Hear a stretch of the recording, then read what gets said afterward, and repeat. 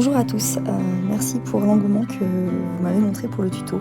On commence tout de suite, donc vous devez prendre un tissu de 130 de large et dans mon cas 170 de haut. Je mesure 1m65 pour information. Donc vous prenez le tissu et vous le pliez en deux dans le sens de la lèse. C'est vraiment bizarre d'entendre sa voix. Une fois que vous avez plié votre tissu en deux, sur le pli, vous revenez le replier en deux, dans l'autre sens cette fois-ci. Je tiens à noter quand même que j'ai des mains d'hôtesse de l'air, j'en suis assez fan. Donc maintenant, vous prenez environ 5 cm des deux côtés de l'angle et vous coupez un joli rond. Alors rappelez-vous, c'est un kimono un peu à l'arrache, donc pas de prise de tête. Par contre, ce que vous pouvez faire, c'est certainement mettre des épingles pour tenir un peu mieux votre tissu. Moi, je suis beaucoup trop à l'arrache et du coup, mon rond n'est pas du tout rond. Donc n'hésitez pas à prendre des épingles pour bien les tenir. Maintenant, on va découper les emmanchures et le corps. Donc, vous découpez sur 35 cm au niveau de l'emmanchure et sur 55 cm au niveau du corps. 55 cm de haut et 35 cm de large. Donc là, c'est le moment où il faut bien prendre votre temps. Et si vous n'êtes pas sereine, n'hésitez pas à abuser d'épingles pour tenir les tissus, sachant que moi en plus ici c'est de la viscose et qui bouge vraiment facilement. Vous aurez remarqué aussi que mon kimono est tout petit. J'ai voulu vous recouper un kimono dans le chute de celui que vous aviez bien aimé. Voilà, donc là le kimono commence à prendre forme. Donc si vous l'ouvrez, hop, vous avez deux parties. Donc si vous cousez comme ça vous fait juste une jolie tunique. Nous, on va découper sur le première épaisseur, pas sur les deux épaisseurs, attention, mais on va découper au milieu. Donc si vous vous sentez très sereine, vous pouvez découper comme ça. Moi perso, ma petite technique, c'est quand même de rabattre comme avant, voilà. Et là, vous faites très attention, encore une fois, de ne couper qu'une seule épaisseur de tissu et non pas les deux.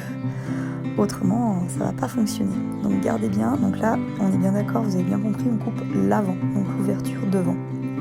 Donc vous prenez bien votre temps, encore une fois, mettez des épingles. Je suis pas du tout un exemple pour ça.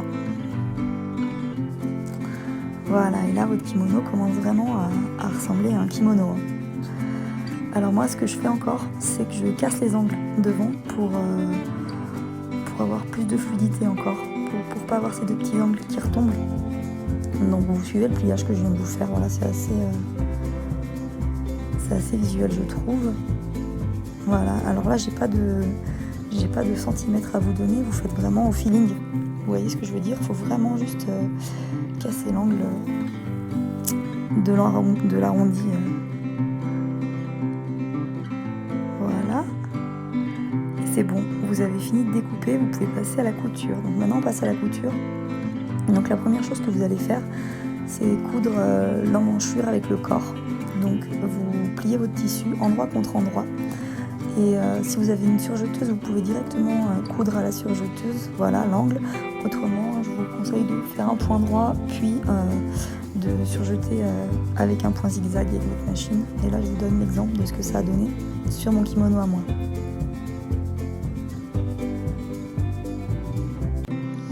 Donc une fois que vous avez fait ça, il est presque terminé. Moi personnellement, j'ai tout surjeté. Donc le bas, les emmanchures, ici, toute la ligne d'encolure, voilà, et la dernière emmanchure. Donc j'ai tout surjeté. Et ensuite, quel beau geste, grâce à mon fer à repasser, j'ai replié 2 fois pour avoir ce résultat final ici. Voilà, donc ça c'est l'ourlet du bas.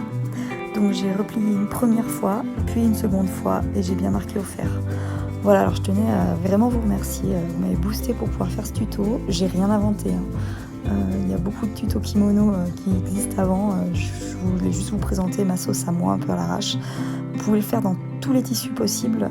Sachez que si vous le faites en jersey, il y aura encore moins de boulot puisque vous ne serez pas obligé de faire les ourlets. Merci.